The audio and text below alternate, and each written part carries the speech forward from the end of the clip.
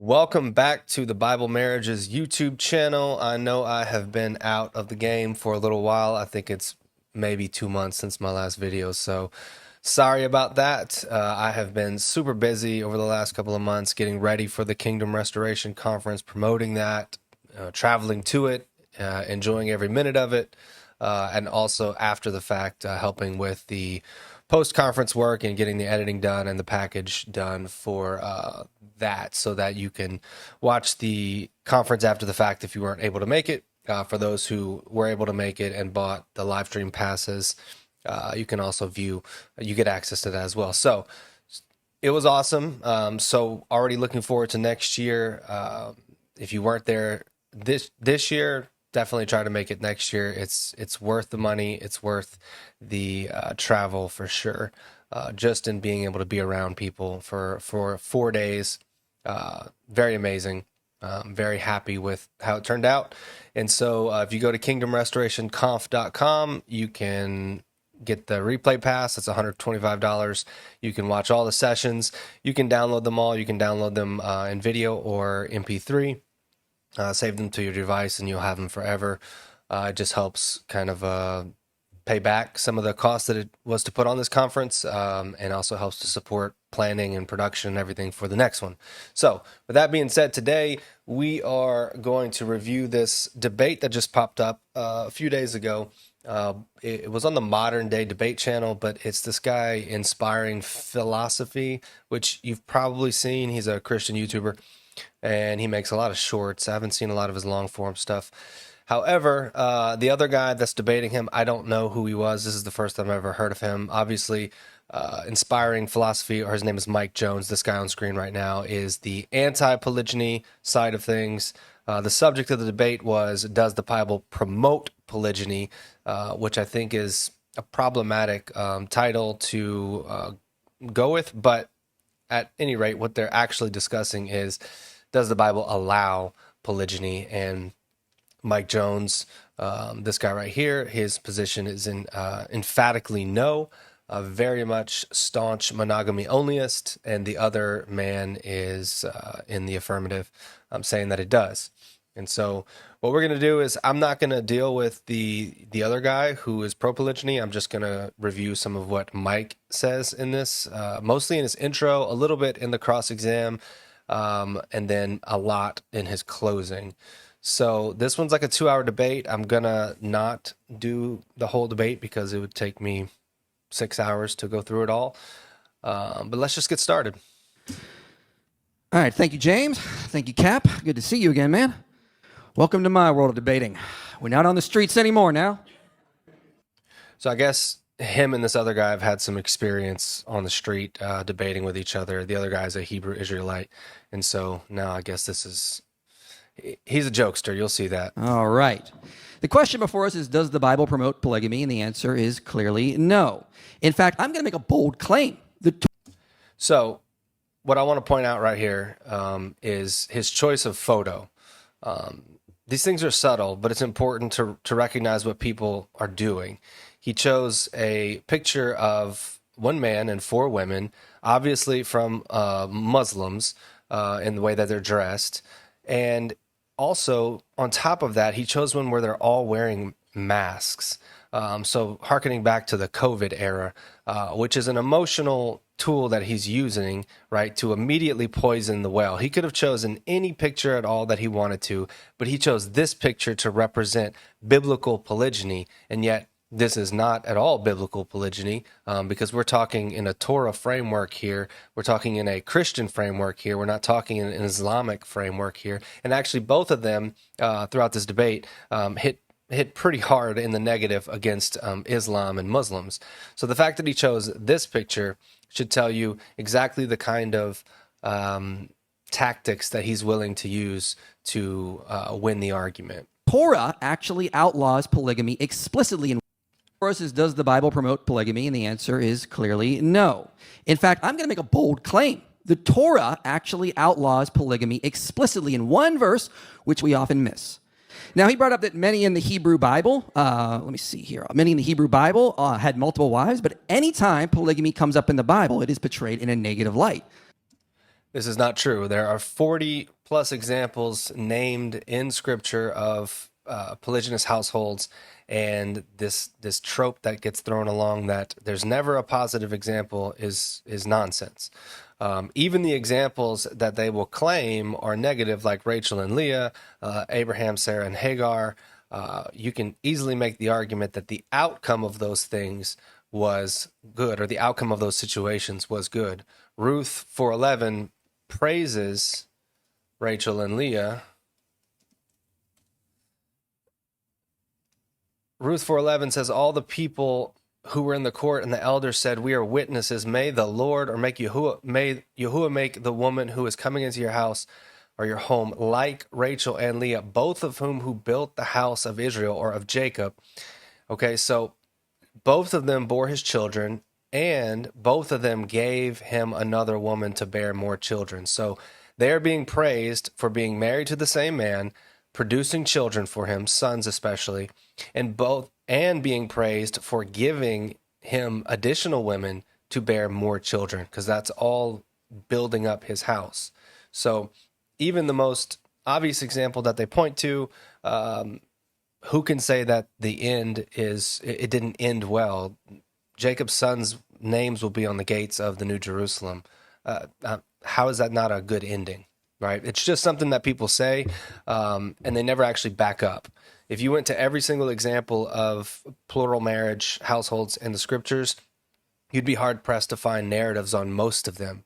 So to say they all ended badly is just lying, because you don't have the outcome of most of those families, and you don't have the interpersonal dynamics and narrative of most of those families. Like, tell me what happened between Caleb and his wives. Tell me what happened between Joash and his wives, etc. Right? The Bible tolerates polygamy, but it at times.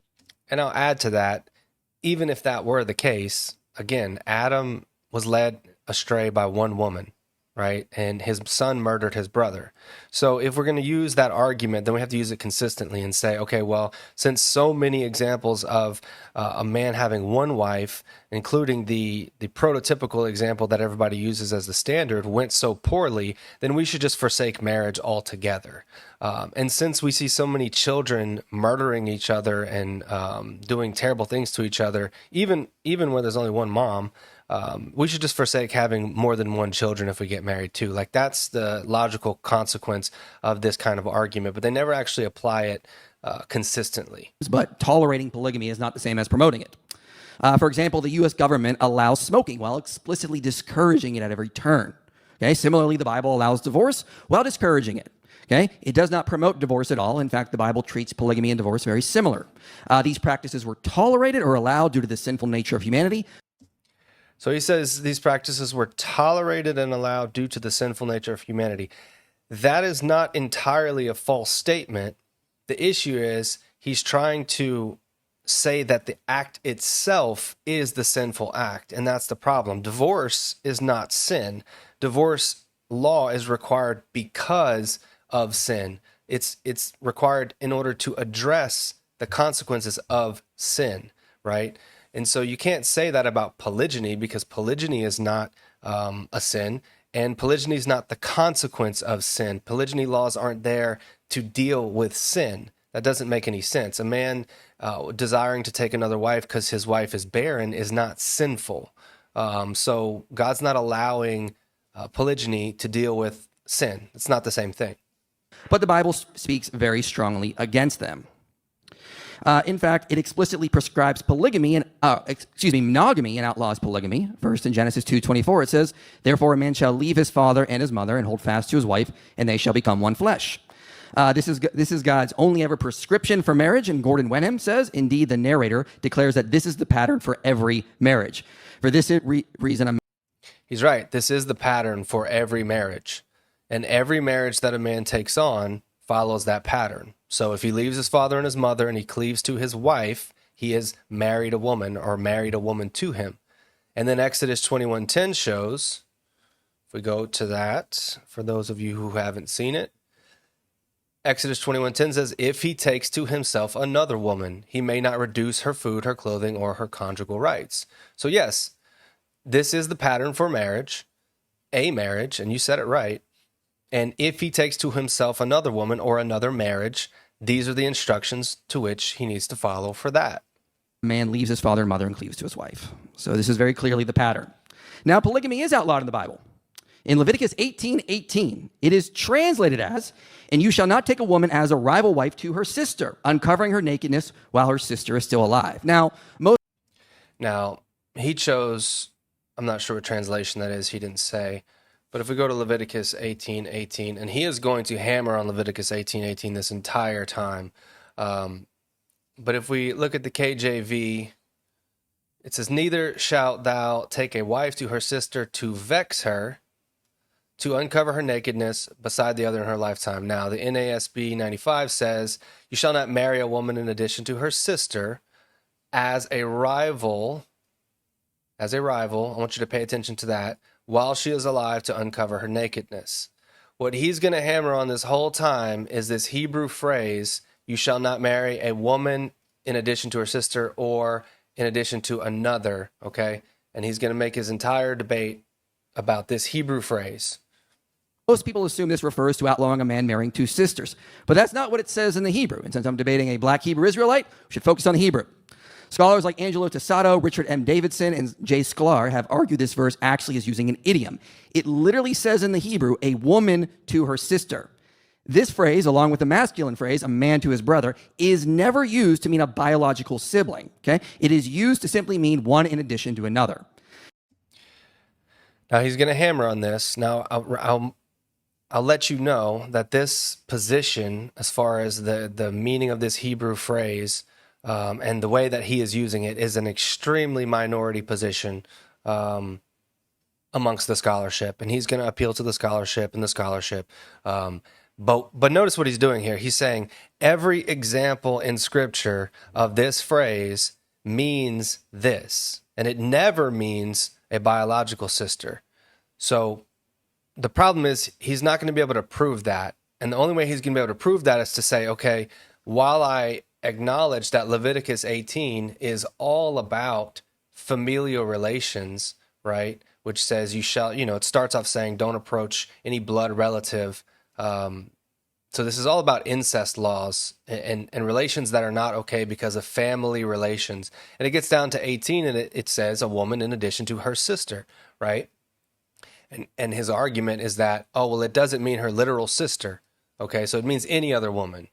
And because this Hebrew phrase here elsewhere in Scripture doesn't mean a literal sister, this can't mean a literal sister, except that's illogical. Even if this is the only example in Scripture where it literally means sister, it still can be the only example. It being the only example doesn't prove that it means what the other ones mean that are idiomatic. Now, I'm not going to get lost in the weeds about whether or not this is idiomatic and it applies to a literal sister or any other woman, because I don't need to. And I wish the other guy would have pushed him on this, but I'm going to let him keep going. We can see this in Exodus 26, verse 3. It says, 5 curtains shall be coupled to one another.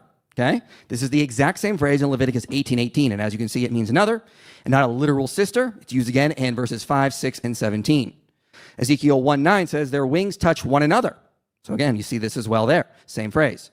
Angelo Tassado adds that the Qumran community, okay, they understood Leviticus 18:18 as outlawing polygamy and not merely outlawing marrying two sisters. Richard M. Davidson says, consistent with usage elsewhere in Scripture, Leviticus 18:18 should be taken idiomatically and distributively as referring to one wife in addition to another and not literal sisters. Tassada adds the justification for not taking another wife is provided in the verse itself. It refers to them becoming rivals. But women in general can become rivals regardless of whether they are biologically related or not. Right. And so here's the issue. The law is forbidding the man's intent to create the rivalry, his intent to vex his wife by taking another woman, even if I accept that it's any other woman, right? It's not saying if a man were to take multiple wives and they chose to be rivals or vex each other, that all of a sudden he's sinning in doing it. And it's certainly not saying he can't take another wife because it's a de facto, it's the logical entailment that taking another wife is going to vex your wife. That is not what the verse is saying. And in fact, we see many examples in scripture of women giving, like Rachel and Leah, who are praised for it, right? The two sisters that happen to be married to the same guy, they gave Jacob their maids as wives or concubines or a woman to bear more children. And so what happens when your wife gives you her sister and says, I want you to take my sister under your covering? Is that violating Leviticus 8? That they're not vexed. They love each other. She wants for her sister what she has for herself. Is that a violation of Leviticus 18:18? No, because there's no rivalry and there's no vexation that the man caused. So, like I said, he's going to hammer on this the whole time. The whole 2 hours is about he thinks he's got it, and the reality is it's because this is all he has. It's the same thing with David Wilbur. He hammers on this Leviticus 18:18 because it's all that they have in the Torah to try to twist and mangle into being a blanket ban on polygyny. Therefore, this also supports the rendering that it refers to women in general and not merely biological sisters.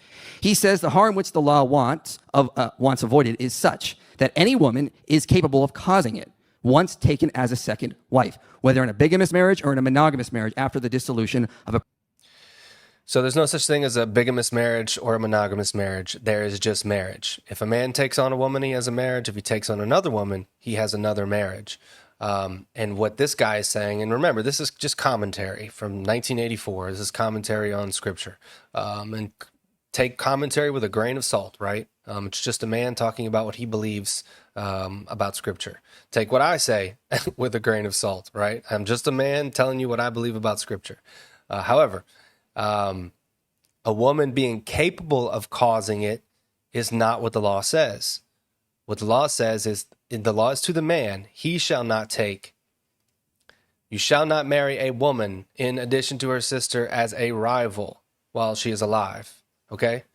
As a rival, to vex her. If you're doing that, if you're taking a woman to vex your wife or to create a rivalry, then that's the problem. Why you would do that, I don't know. And I actually suspect there's way more going on here in the Hebrew and the culture in regards to the rival being spoken of than we actually understand.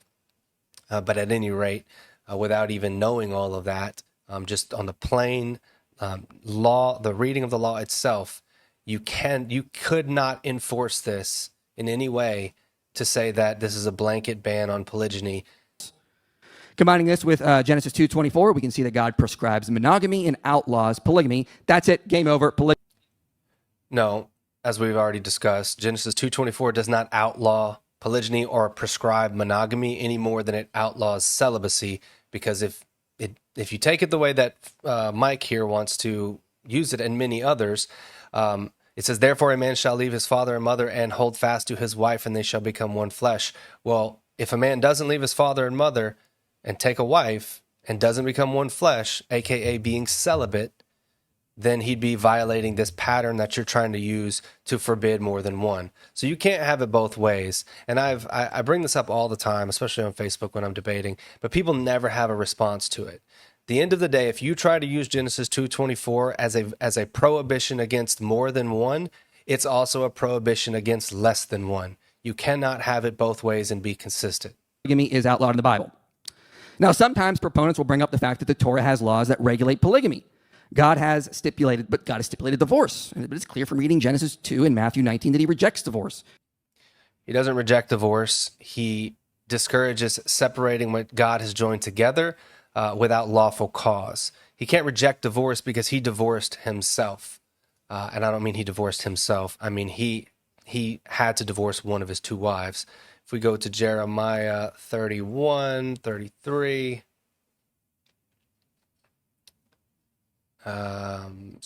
Jeremiah 31, 31. Behold, days are coming, declares Yahuwah, when I will make a new covenant with the house of Israel and with the house of Judah, not like the covenant I made with their fathers in the day that I took them to bring them by the hand to bring them out of the land of Egypt, my covenant which they broke, although I was a husband to them, declares Yahuwah. Okay, and if we go to Ezekiel 23, talking about the same two wives, he says, "Son of man, there were two women, the daughters of one mother." What does that make them? Biological sisters. Now, again, this is allegorical, but still, he's presenting himself as a husband, taking two women, the daughters of one mother, which, if we go back to Leviticus 18, is Yahuwah portraying himself as violating his own law? And mind you, this is not just a don't do this, it's kind of a bad thing situation. All of these laws in Leviticus 18, okay, he starts it off with, you shall not do what is done in the land of Egypt where you lived, nor are you to do what is done in the land of Canaan where I'm bringing you. You shall not walk in their statutes. You are to perform my judgments and keep my statutes to live in accord with them. I am Yahuwah your Elohim. So you shall keep my statutes and my judgments by which a man may live. If he does them, I am Yahuwah. Now, he goes through all these things that from Egypt and Canaan that they do that you cannot do as his people, right? And he says, because if you go all the way down to Leviticus 18:25, he says, for the land has become defiled, therefore I have brought its punishment upon it, so that the land has spewed out its inhabitants. But as for you, you are to keep my statutes and my judgments, and shall not do any of these abominations, neither the native nor the alien who sojourns with you. For the men of the land who have been before you have done all these abominations, and the land has become defiled, so that the land will not spew you out should you defile it, as it has spewed out the nation which has been before you. For whoever does any of these abominations, those persons who do so shall be cut off from among their people. So again, all of these things he mentioned are abominations to him, okay? They defile the man and they defile the land. Leviticus 18:18, you shall not marry a woman in addition to her sister as a rival while she is alive to uncover her nakedness. If we read this the way that Mike wants us to read this, this is an abomination. Marrying a woman in addition to your wife is an abomination while your wife is alive. You understand? So whether it's any other woman or her literal sister, marrying one other woman in addition to your wife is an abomination that was done in Egypt and that was done in Canaan. So any man, any husband that takes a sister of his wife or any other woman as a more general sister is participating in an abomination. Now, with that in mind, if we go back to Ezekiel 23, does Yahuwah describe himself as doing something abominable? Does he describe himself as a husband doing something that is an abomination to him, to his ways, something that is defiling both the man and the land? Why would Yahuwah use a metaphor to describe his relationship with his covenant people that is an abomination? It is not only absurd, but it is blasphemous for Mike to be saying what he is saying. And quite frankly, I think it destroys the whole idea that you could even say you can't marry two literal sisters as a result of this law. Because again, he's describing himself saying there were two women, the daughters of one mother. Their names were Aholah the elder and Aholibah her sister, and they became mine, and they bore sons and daughters. And he goes on and talks about how they were unfaithful to him. They played the harlot, right? They sacrificed his children. Okay, and eventually in Jeremiah 31, he talks about how he ultimately had to divorce one of them. But he's ultimately going to make a new covenant, and he's going to restore both of them. Again, so at the end of the day, Yahuwah does not describe himself doing something abominable. He certainly does not describe himself as doing something that is defiling or that would spew, you would spew out the inhabitants of the land. Everything in this chapter, he says, is an abomination, and yet your argument is that he's describing himself numerous times in Scripture as doing something abominable. And the hypocrisy of it is that he goes on and he talks about Aholah and Aholibah, or Israel and Judah. He talks about them committing adultery and harlotry on him or against him. It would be entirely hypocritical if taking two wives in the first place was an abomination, right, or was adultery, for him to be holding them accountable for committing adultery against him. If he's committing adultery, how can he hold them accountable for committing adultery against him? That's hypocritical. He's not a hypocrite, and he hates unequal weights and measures. So just that alone like I would say to Mike, debate over, okay? And I think there's good reason that Yahuwah gave us the examples that he did, because he knew these debates were going to come up. And in his example alone, you cannot say that polygyny is sin, and you cannot say that divorce is sin. And he knew, because he knows man and he knows women, that we would get to the point where people are saying polygyny is sin and divorce is sin. And yet we have an example of him doing both. Now, first, it can be argued some of the verses he brought up are actually translated poorly and not even about polygamy, which I'll get to later. But let's set that aside for now. Okay, merely having laws that regulate a practice doesn't mean it's endorsing or promoting it. Again, the U.S. government discourages gambling while having laws that regulate gambling. And I'll reiterate again, and you can hear this in the other guy's opening. He does happen to think that the Bible does promote polygamy or polygyny, but he uses a different way of defining promote. And like I said, I think the idea here is it's just a bad title. It's a bad premise, because it depends on what you think the word promote means, right? Promote can mean encourage, but can also mean like you got a promotion, right? You were elevated to a higher standard. And so what's really being argued, and I encourage you to go listen to the full debate, what's really being argued here is, does the Bible allow polygyny? And Mike's opinion is very much no. Okay? The laws are not there to promote gambling, but merely recognize it's a cultural practice that cannot be done away with without removing free will. And they're attempting to minimize the damage. Likewise, when God is allowing divorce, it's not because he's endorsing the practice, but recognizing it cannot be done away with without removing our free will. So I don't think that's why Yahuwah allows divorce. Yahuwah allows divorce because you recognize there's sin, and some sin requires divorce. And again, he divorced himself. Okay, so it has nothing to do with this idea of removing our free will. I don't think. Neither does polygyny have anything to do with that. And again, if it was all about free will, then why is he giving you all of these statutes saying you cannot do these things? You might have done them in Egypt. They would teach you to do them in Canaan, but you can't do them. These are abominations. Look at all the free will that he's removing from them. Free will choice that he's removing, right? He's not allowing any of this stuff. So again, why would he not forbid polygyny? If polygyny was truly an abomination, if it was adultery, then it's defiling, right? You would be defiling yourself with your neighbor's wife. That's what adultery is. It's taking another man's wife. But in his view, Leviticus 18:18 would be forbidding it, and so it would be defiling. And again, you have all of these other laws showing you can't do these things, right? And interestingly, Leviticus 18:18 is the one that has a clause in it. The other ones are just blanket. You can't uncover the nakedness of your daughter-in-law. She's your son's wife. You shall not cover her nakedness. You shall not uncover the nakedness of your brother's wife. It's your brother's nakedness. You shall not uncover the nakedness of a woman and of her daughter, nor shall you take her son's daughter or her daughter's daughter to uncover her nakedness. They are blood relatives. It is lewdness. Okay? And also, there's another clause in Leviticus 18:18 we haven't talked about, which is while she is alive. Okay, let me ask you a question. A couple of questions. Why do we need a law that says you shall not uncover the nakedness of a woman and her daughter if you can't take more than one in the first place? Or her son's daughter or her daughter's daughter, right? A woman plus any of these other examples, right?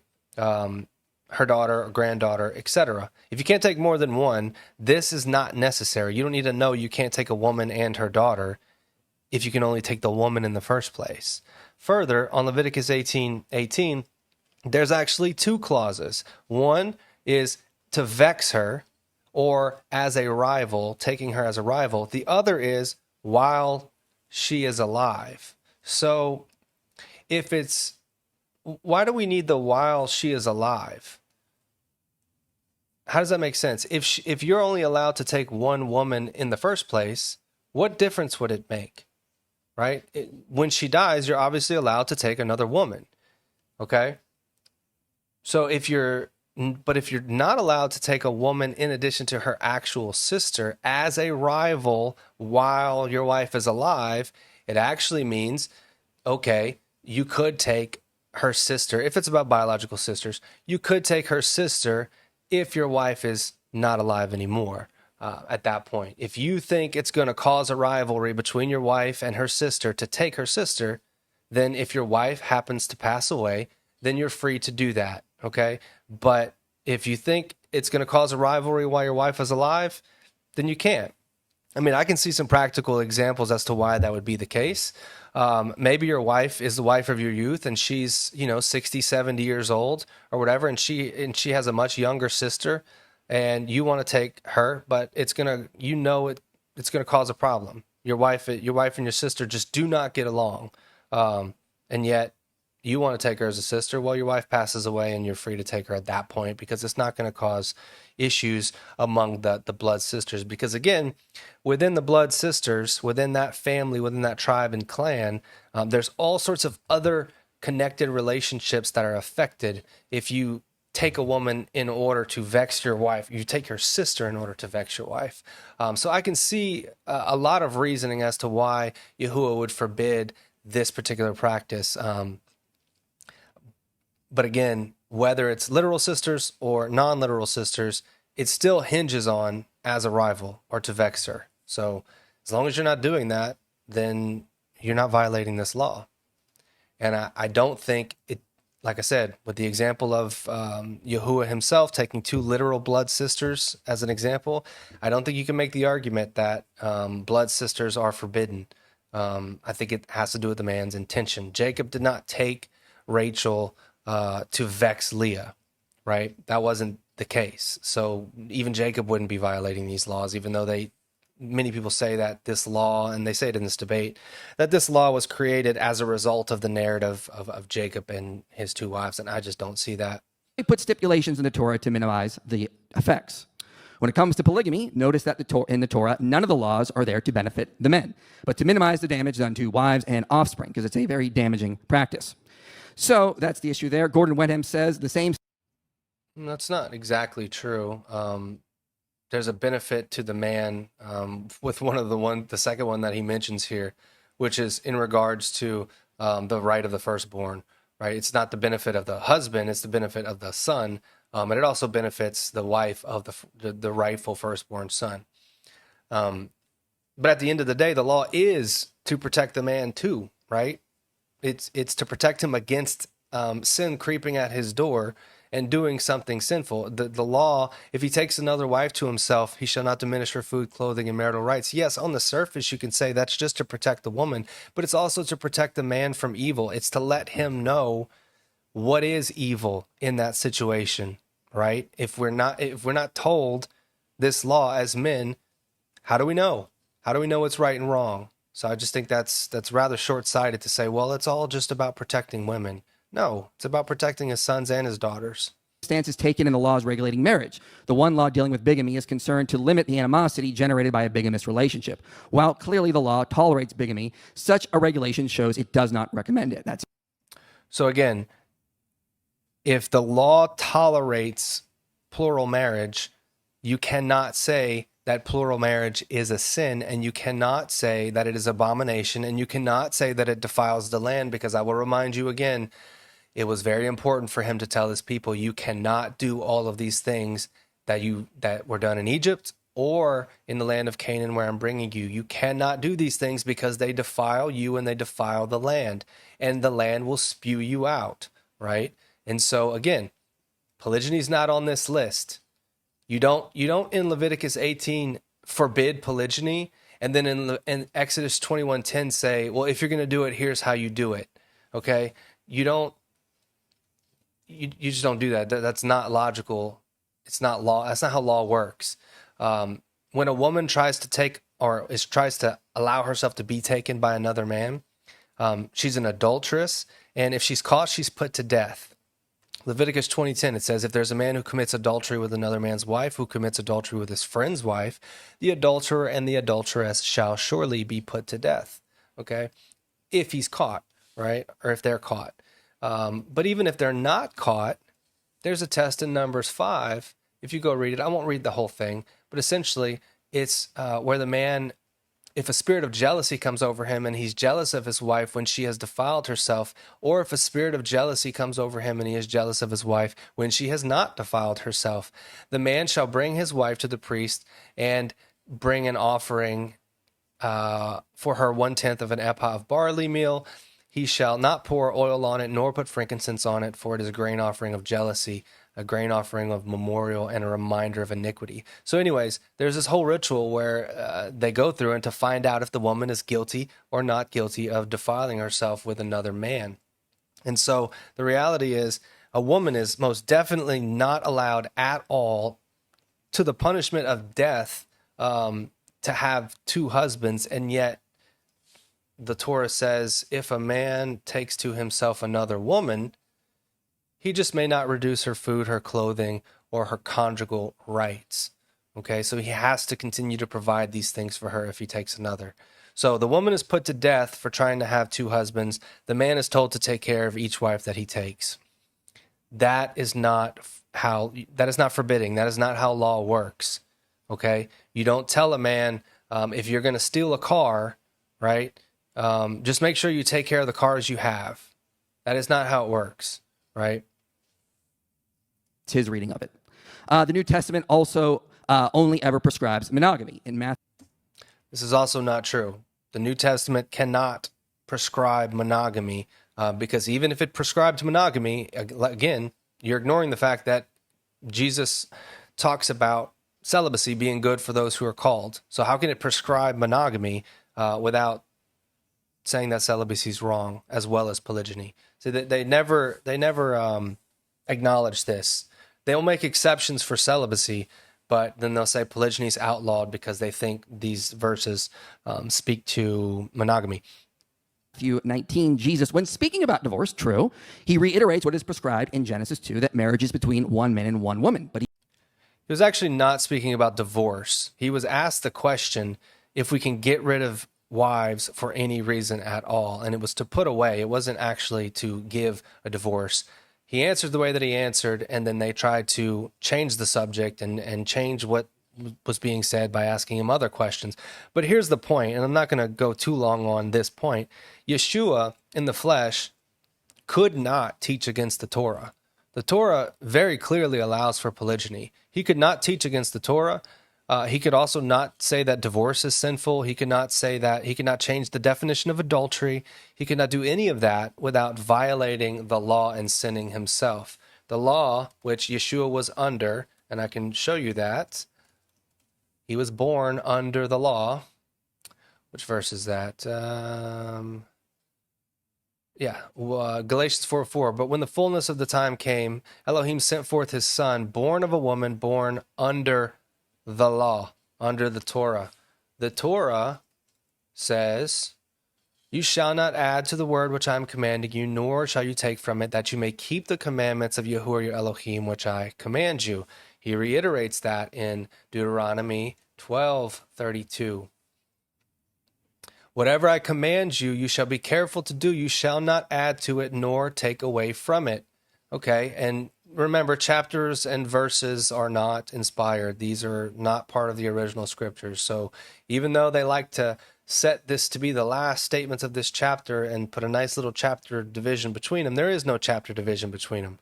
Okay, it says in 12:31, you shall not behave thus towards Yahuwah your Elohim, for every abominable act which Yahuwah hates they have done for their gods, for they even burn their sons and daughters. Actually, let's back up one. So what I find interesting about this verse is this is in Deuteronomy. He's giving this to Moses, but he's telling them ahead of time, okay? When Yahuwah your Elohim cuts off before you the nations which you are going to dispossess, and you dispossess them and dwell in their land, beware that you are not ensnared to follow after them after they are destroyed before you, and that you do not inquire after their gods, saying, how do these nations serve their gods, that I also may do likewise? You shall not behave thus towards Yahuwah your Elohim, for every abominable act which Yahuwah hates they have done for their gods, for they even burn their sons and daughters in the fire to their gods. whatever I command you, or everything that I command you, you shall be careful to do. You shall not add to it nor take away from it. And let's just keep flowing, right? If a prophet or dreamer of dreams arises among you, this is not a new chapter. This is the same thought. And in fact, it actually says here, chapter 13:2 in Hebrew, which means the previous verse was part of this chapter. If a prophet or dreamer of dreams arises among you and gives you a sign or wonder, and the sign or wonder comes true, concerning which they spoke to you, saying, let us go after other gods whom you have not known, and let us serve them, you shall not listen to the words of that prophet or the dreamer of dreams, for Yahuwah your Elohim is testing you to find out if you love Yahuwah your Elohim with all your heart and all your soul. Now, what many people do when I bring up this Deuteronomy 13 test, especially applied to Jesus or Peter or any of the apostles, is say, well, they weren't saying let us go after other gods, right? They were just saying you don't have to keep the Torah anymore, okay? They were saying it's the same God, but you don't have to obey him. You don't have to obey the Torah anymore. There's a new law, okay? So again, remind you. So he's saying, if a prophet or dreamer of dreams arises among you and gives you a sign or a wonder, and the wonder comes true. So he's doing miracles. He's doing signs, right? That's alone is not a proof that he is speaking for Yahuwah, okay? So if you keep going, this is where people with the whole other gods things don't read. But that prophet or dreamer of dreams shall be put to death because he has counseled or spoken turning aside, or counseled rebellion, or literally turning aside against Yahuwah your Elohim, who brought you from the land of Egypt and redeemed you from the house of slavery, to seduce you from the way in which Yahuwah your Elohim commanded you to walk. So you shall purge the evil from among you. So, if Yeshua in the flesh came, grew up, and told people, you don't have to keep the Torah anymore, okay? And he does signs and wonders. He would be someone doing signs and wonders, seducing them from walking the way that Yahuwah has commanded them to walk through Moshe or Moses. Okay, if Peter said, we don't have to keep the Torah anymore, same deal. If Paul says, you don't have to keep the Torah anymore, same deal. Trying to seduce you away from the way in which Yahuwah has commanded you to walk. There's no way to get around this test. It is the test and how you would know that Yeshua or Peter or Paul or any of them are from Yahuwah. Otherwise, anybody could come along and write. Why don't you listen to Joseph Smith? He can come along and say, I'm writing and speaking for God. Why don't you believe him? Right? Yahuwah said, do not add to or take away from my law that I'm giving you. And then here's the test for every prophet after Moses. Here's how you test them to see if they're from me. Plain and simple. So nobody in the New Testament could change the definition of adultery. Nobody in the New Testament could forbid divorce. Nobody in the New Testament could forbid polygyny. Nobody in the New Testament could say monogamy only is the only way. Nobody in the New Testament could say celibacy is evil, right? You just can't do it. He goes further in what he says about divorce. Robert W. Wall says Matthew's Jesus subordinates this interpretation to his own, thus using the same biblical text to authorize monogamous relationships rather than polygamous ones as God's ideal. Back to Gordon Wenham. He says, it follows that if Jesus is condemning... Well, Jesus wasn't condemning second unions after divorce. He wasn't. And it doesn't follow. Again, what Yeshua was talking about, he was answering their question was, what can we put away or can we get rid of our wives for any reason at all? And his teaching went back to prior to sin to show that prior to sin, divorce wasn't a thing. Marriage was always to be permanent. Being one flesh is to be permanent, okay? But because of the hardness of hearts, which is the phrase that indicates the sinful nature of the heart, divorce had to become lawful. There had to be a way to deal with sin, right? So that is why we are allowed to divorce. Because sometimes, as you can see with Yahuwah's, both of his adulterous wives, sometimes it gets to a point where you have to divorce a woman. It is the only option that you have as a man.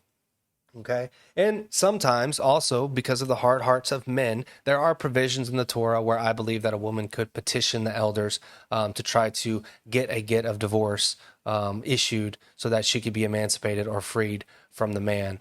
But we won't get into all of that in this video. But the point is, they're assuming that Yeshua is saying things that are contrary to Torah and then building their whole case off of that to say that, oh, well, you know, obviously, if he can't marry after divorce, which he also didn't say, then taking on another union while he's married is condemned as well. It, again, this is commentary, and it's commentary that completely ignores the fact that the Torah itself tells you what to do if you take another woman to yourself. Yahuwah himself describes himself doing that. So you just can't come to the conclusion that that Yeshua or Jesus is teaching against that.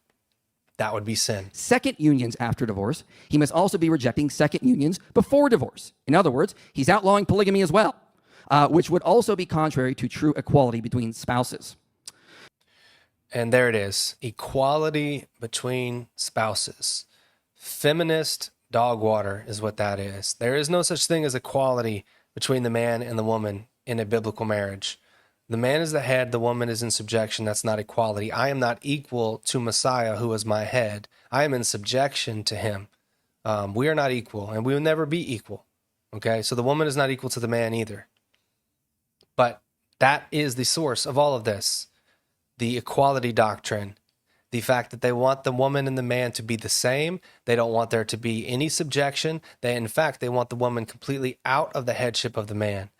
That is where all of this stems from. That's why they hate polygyny, and that's why they try to enforce monogamy, because monogamy monogamy only automatically, by virtue of the nature of the arrangement, makes the woman equal to the man. If he can only take one wife and she can only have one husband, they are equals.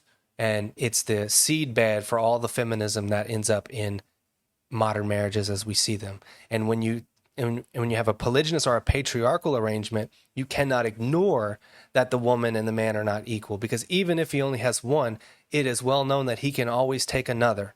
They are not the same, and she can never take another or be taken by another. They are not the same. So the enemy hates patriarchy and hates polygyny because it is an example of the authority structure in heaven. It is an example of Yahuwah being the one head with many in subjection, right? It is the example of Yeshua and the ecclesia, one head, many in subjection. They hate that because it points to Yahuwah.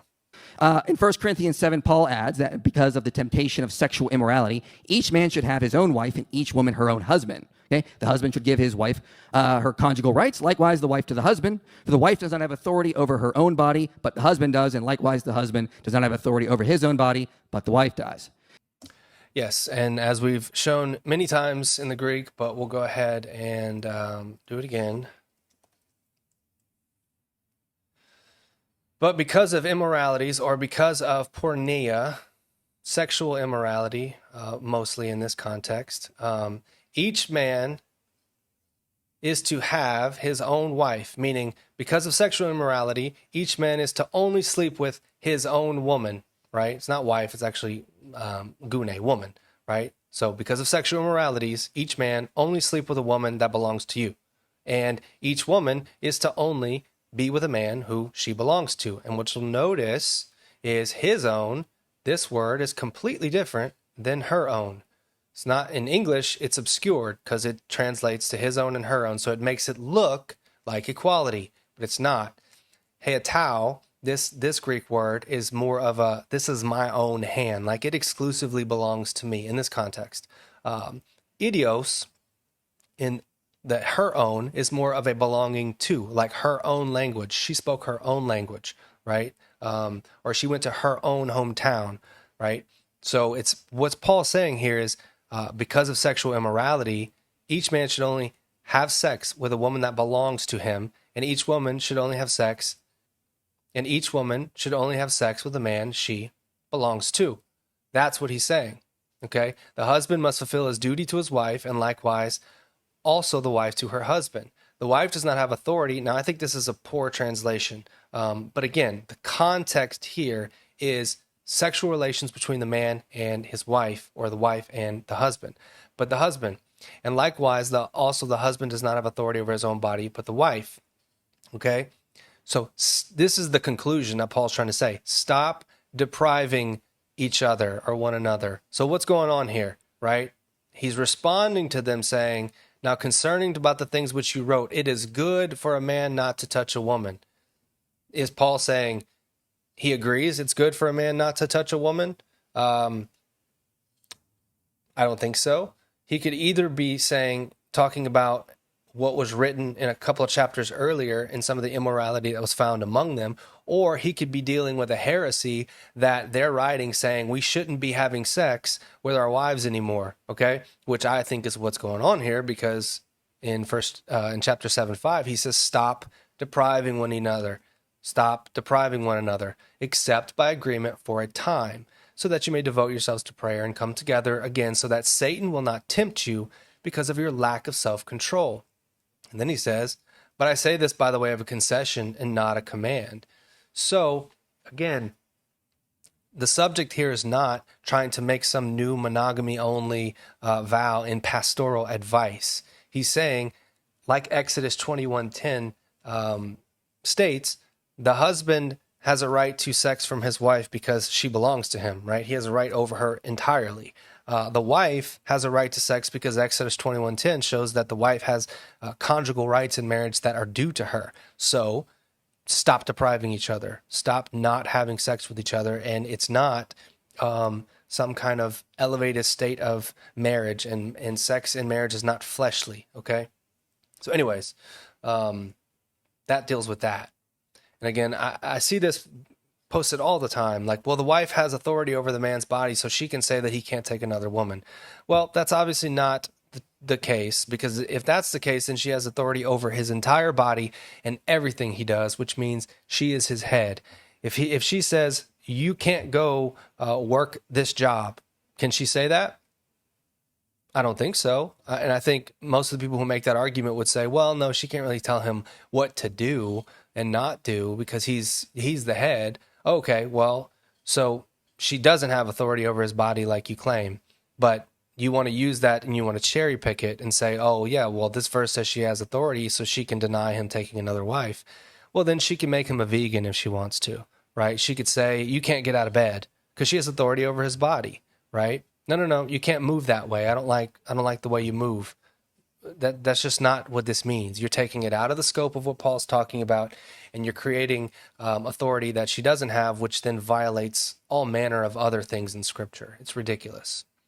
In other words, if you want to have sex, according to the Bible, it must be through a monogamous marriage. Now, no, it must be with a woman that belongs to you, or it must be with a man that you belong to. That's how you avoid sexual immorality as a man and as a woman. he brought up And again, a man can have multiple women that belong to him. So not only is he allowed to have sex with each of the women that belong to him, he's commanded to have sex with each of the women that belong to him in Exodus 21:10. Exodus, that's the end of my slides. Now, he brought up Exodus 21:10, but the context is not about polygamy. It's about having a slave girl and deciding not to marry her. Richard. No, it's not. People try to make this argument all the time. I see it regularly. But again, I'll just preempt this with, it doesn't matter if she's a slave girl. It doesn't matter if she's a concubine. It doesn't matter at all how she entered into his house. It goes through Exodus 21 goes through all the things that he could choose to do. If she is displeasing in the eyes of her master who designated her for himself, then he shall let her be redeemed. But he does not have authority to sell her to a foreign people because of his unfairness or dealing treacherously to her. But if he designates her for his son, he shall deal with her according to the custom of her daughters. So it's giving all these options in which he can do with the woman that he took. And then it says, but if he takes, it doesn't say but if he takes to himself another woman, he may not reduce her food, her clothing, or her conjugal rights. How can you reduce the conjugal rights or the sexual access of a woman that you haven't taken? Because that's what they're going to argue here is, oh, well, it just means that he chose not to take her. So he's taking another woman instead of her. Well, if he's taking another woman instead of her, how can he be forced to not reduce something that he's already giving her? That's illogical. It doesn't make sense. This verse only makes sense if he's taking another woman in addition to her so that he doesn't reduce her food, clothing, or conjugal rights that he owes to her. Richard Davison says, basically it's saying, if the master rejects her as a wife, she is not to be freed by being redeemed. Or if the master's son marries her, she is to be treated as the master's daughter. And if the master marries a different woman than her, she is to be assured of her basic necessities. In other words, it's not even about a polygamous marriage. It's about this slave girl. So her basic necessities, notice he didn't actually read the verse, but her basic necessities are her conjugal rights. So if he has to keep providing her basic necessities, conjugal rights, and his seed and her ability to fill her womb is part of it, right? So that is very much about polygamy or polygyny. Can the master choose to marry her? Yeah. If he doesn't, then the son can. If he doesn't, he marries another. He still has to provide for her. That's what the... He still has to provide for her sex. So, I mean, I don't understand how they come to the conclusion that it's not about him taking another woman when he still has to provide conjugal rights for her. context is about. It's not even about polygamy. Let's see here. He also brought up Deuteronomy 21:15. If a man takes two wives. But Walter Kaiser points out the verse doesn't say that he has them at the same time. If a man marries a woman, she dies, and he marries another, you could speak of him as having two wives. And you could, but the most logical conclusion is if a man has two wives, present tense. Okay? And even if you wanted to argue, I mean, that's just the simplicity of how law works, right? It doesn't matter if he has currently or if he has in succession. The law still applies the same way. He could have one wife, take another, and that second wife could die in childbirth, right? Or anything could happen to her. The point is, the law still applies. The law is not about whether he has one currently or in succession. It's about what to do with the inheritance if he prefers one over the other. the verse is, again, not about polygamy. It's about caring for offspring. He cannot reject the one of the wife he liked less. So, again, So did you see how he did there, though? He's very slippery, and he does this quite often. He's assuming that it's explicitly not about polygyny. He's assuming that Deuteronomy 21:5? No, which one is it? Is it 21:15? Yeah, 21:15. So it says, if a man has two wives, the one loved and the other unloved, and both the loved and the unloved have borne him sons, if the firstborn son belongs to the unloved, then it shall be in that day, the day he wills what he has to his sons, he cannot make the son of the loved the firstborn before the son of the unloved, who is the firstborn. So again, this doesn't say if a man has two wives and one of them, or if a man has a wife and one of them dies and he takes another. It doesn't say if a man has two wives at the same time. So at the very best, right, you have to argue that this neither is saying he has two wives at the same time or that he has two wives in succession. But the law, if you apply it as a lawyer would, says it doesn't matter. It addresses both. If he has two wives and both of them have borne him sons, right? It doesn't matter if it was at the same time or if it was one after the other. It covers both. again, not even necessarily about polygamy. Now, even if it is, it's important to point out that at best it would just be talking about two wives. But again, it's not even saying you can do that. It's not saying you can have those. And this is another thing that he does, which is ridiculous, and he does it more later. But he says, at best, it only allows two wives, so you can't have three wives. That is not how law works. This is specific in saying it's just dealing with the principle of, look, you have to acknowledge the actual firstborn. It doesn't matter if you have two, it doesn't matter if you have four, like, it doesn't matter if you have 10, right? But he then tries to use this to say, oh, well, actually, then it only means you can have two and no more than two. That's ridiculous. Wives. It's just talking about a situation. In the culture, if this happens, what should he do? If you combine that with what Leviticus 18:18 says, you can see God is rejecting polygamy outright. No, because your position, if we took it as you say it, God would not just be regulating abominations, right? He would not be regulating. If a man commits this abomination, right, just make sure you do the right thing. That's just not logical. He brought up the Levite marriage, but again, David's important. Read it in context. It says when two brothers dwell together. Okay, this means they are of the same household and they're not both married. It doesn't say the brother. It means that they're okay. 25:5. When brothers live together and one of them dies and has no son, the wife of the deceased shall not marry outside of the family to a strange man. So he's saying, oh, this actually is only talking about when brothers dwell together. And I think he says, he basically tries to make the argument that, well, they weren't married. It means if they were living in the same house, it means they're not married. Comes from his other household. Read it in context. It says when two brothers dwell together. Okay? This means they are of the same household and they're not both married. It doesn't say the brother comes from his other household. He's still under either his eldest brother or the father at that point. So this is not endorsing polygamy either. Do you see what he's doing and how slippery that is? He's trying to infer that the brother that would take the responsibility has to not be married. And the text nowhere implies that at all, nor does it imply that they have to be living in the same house. Okay? Brought up 2 Samuel 12, where it says that God gave David Saul's wives, but he doesn't say they became David's wives. Davidson, again, in his book, Flame of Yahweh, says, it is more likely that the phrase into your bosom, which applies to Saul's house, as well as his women, does not speak of marriage, but simply indicates that all of Saul's estate came under David's care and keeping. In other words, this is just saying that David now controls Saul's estate, including the women, which were valuable. They were royal women. You can have them go marry a governor or a general or another king to make marriage alliances. So you can have them go marry other men, other kings to make marriage alliances. I don't think that the kings of Israel were supposed to be doing that. And again, 2 Samuel 12:8 is when David is getting rebuked for taking another man's wife. And God is responding to him saying, I gave you your master's wives. Why would he be getting rebuked? And he said, I would have added to you much more of things like this. Why would he be rebuking David for taking another man's wife and then telling him, I gave you a bunch of women that you could have given to other men? Does that make sense to you? Why did you take Uriah's only woman when you had many women?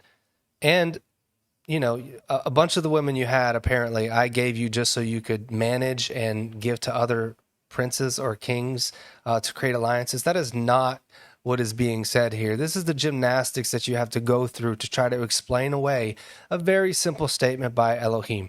I gave you women, David. Why would you take Uriah's only woman? You were a rich man with many flocks and herds. You had many women. Abigail, Ahinoam, right? You had these good women too, right?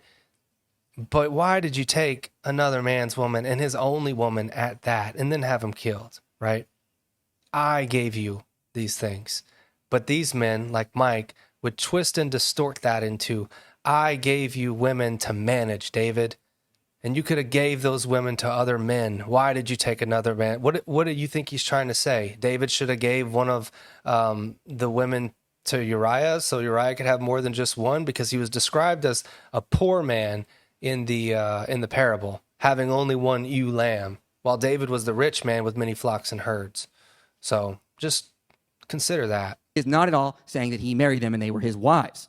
He brought up Isaiah 4:1, but scholars agree this is a depiction of a tragic social crisis. This is not an endorsement at all. He brought up Matthew. Yeah, Isaiah 4:1 speaks to 7 women joining to one man. In that day, 7 women will take a hold of one man, saying, we will eat our own bread and wear our own clothes. Only let us be called by your name. Take away our reproach. This is in the future. In that day, the branch of Yahuwah will be beautiful and glorious, and the fruit of the earth will be the pride and adornment of the survivors of Israel. Yes, it is. If you read chapter 3, it's some serious judgment that leads into this, both the men and the women. But it says, it will come about that he who is left in Zion and remains in Jerusalem will be called holy, everyone who is recorded for life in Jerusalem. When Yahuwah has washed away the filth of the daughters of Zion. Okay? 7 women begging one man to take his name and take away their reproach. And then the filth of those women is washed away. Okay? This is the future. Polygyny looks like it takes away reproach. It doesn't add to it. And again, why would these be women in the future be begging for what this man says, based on Leviticus 18, is an abomination that defiles the land, when if they do it, it would defile the land, and all of this, the fruit of the earth will be the pride and the adornment of the survivors of Israel. How could that be?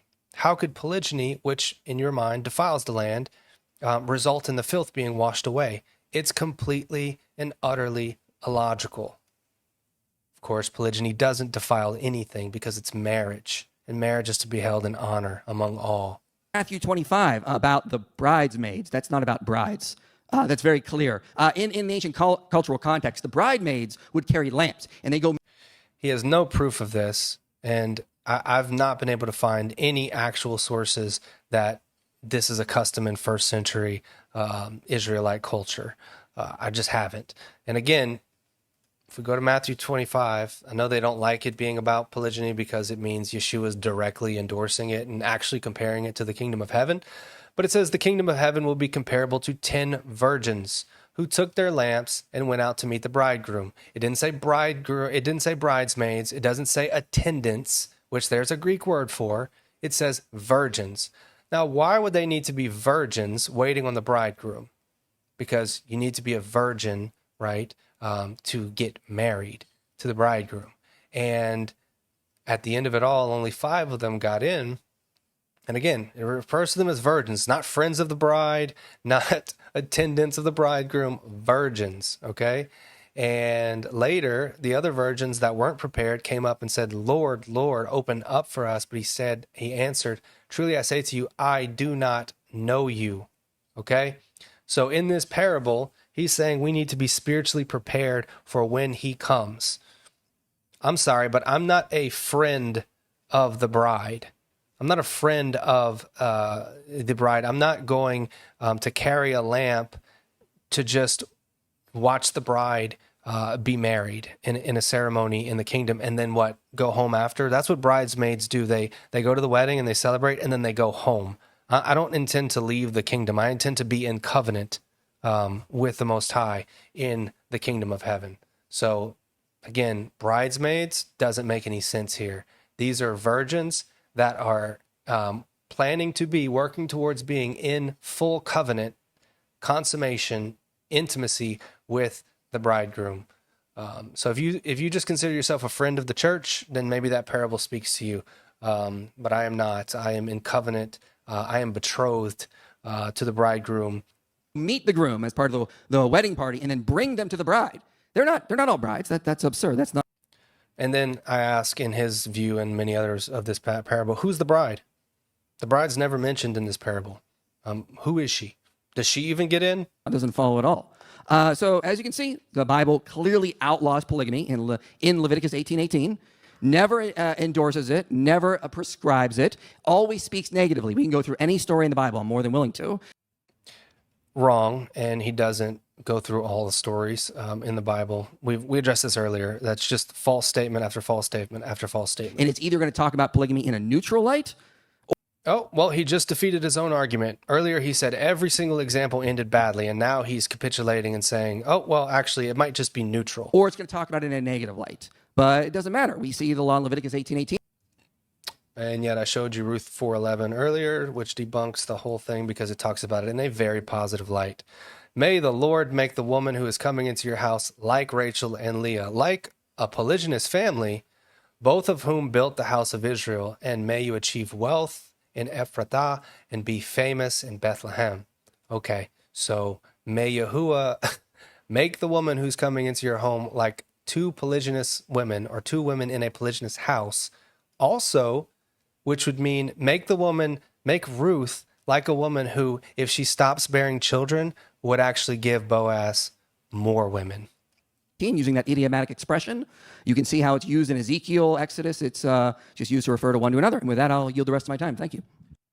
All right, so that was his full opening. We are just over an hour of recording, so I'm going to end this one right here, and then I'll probably do maybe 1 or 2 other responses to this video. If you would be so kind, I would love it if you checked out my website. I've recently updated it, and just if you haven't been, it's BibleMarriages.org. I've got all of my videos are on there. That just gets everything that I've posted on YouTube is on there, but I've also got articles. I've got different, a lot of it is obviously it's biblical marriages, right? So it's all focused on biblical marriages. It's not all polygyny. There's more to it than that, just in terms of headship and patriarchy and all these things. But I also have a page of books that I am giving you guys links to that I think are good books that you can read, all regarding biblical marriage. A lot of these do have to do with polygyny, but not all of them. And then my brother Jared from Restoring the Kingdom, he just released his latest book, one of the first Forge Media books. So definitely check that book out, pick up a copy. Everything that Jared puts out is very, very, very wisdom filled. So definitely support a brother in his work. Check out his channel. Again, that's Restoring the Kingdom as well. You can check him out on Facebook and on YouTube. And yeah, so with that, thank you for listening. If you made it this far, it's an hour long. And so may Yahuwah bless you. But I pray that you have eyes to see and ears to hear, and that he speaks to you and shows you the truth in all things. Thank you again. Until next time, may Yahuwah bless you.